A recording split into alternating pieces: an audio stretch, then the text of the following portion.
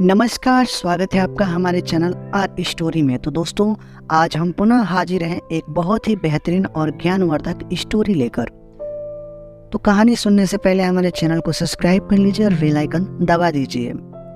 एक बार की बात है, कालिदास जी को अपने ज्ञान पर बहुत ज़्यादा घमंड हो जाता है। वह अपने आप को संसार का सबसे ज्ञानी पुरुष मानने लगते हैं। एक दिन वह एक गांव से गुजर रहे थे, तभी उन्हें बहुत जोर की प्यास लगती है। वह देखते हैं कि कुएं पर एक स्त्री पानी भर रही है। वह उसके पास जाते हैं और बोलते हैं, माते पानी पिला दीजिए, बहुत पुण्य होगा। स्त्री बोली, बेटा मैं तुम्हें जानती नहीं, अपना परिचय दो, मैं अवश्य पानी पिला दूंगी। कालिदास जी कहते हैं, मैं पथिक हूँ, कृपया पानी पिला दे। स्त्री बोली, तुम पथिक कैसे हो सकते हो? पथिक तो केवल दो ही हैं, सूर्य व चंद्रमा, जो कभी रुकते नहीं, हमेशा चलते रहते हैं। तुम इनमें से कौन हो, सत्य बताओ। कालिदास जी कहते हैं, मैं मेहमान हूँ, कृपया पानी पिला दे। स्त्री बोली, तुम मेहमान कैसे हो सकते हो? संसार में दो ही मेहमान हैं, पहला धन, दूसरा यौवन। इन्हें जाने में समय नहीं लगता।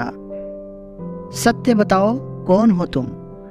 अब तक के सारे तर्क से पराजित व हताश हो चुके थे। कालिदास बोले, मैं सहनशील हूँ, अब आप पानी पिला दें।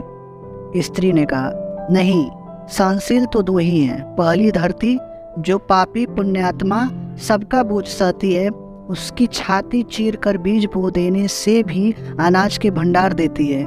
दूसरे पेड़, जिनको पत्थर मारो फिर भी मीठे फल देते हैं। तुम सहनशील नहीं, सच बताओ तुम कौन हो? कालिदास जी लगभग मूर्खता की स्थिति में आ गए और तर्क वितर्क से झल्ला कर बोले, मैं हठी हूँ। स्त्री बोली, फिर असत्य, हठी तो दो ही हैं, पहला नख और दूसरा केस, कितना भी काटो बार बार निकल आते हैं। सत्य कहो, कौन हो आप? कालिदास पूरी तरह अपमानित और पराजित हो चुके थे।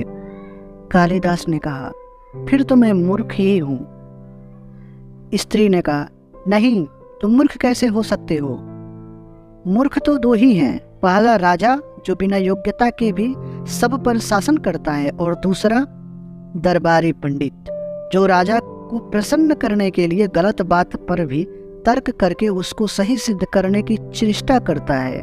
कुछ बोल न सकने की स्थिति में कालिदास वृद्धा के पैर पर गिर पड़े और पानी की याचना में गिड़गिड़ाने लगे।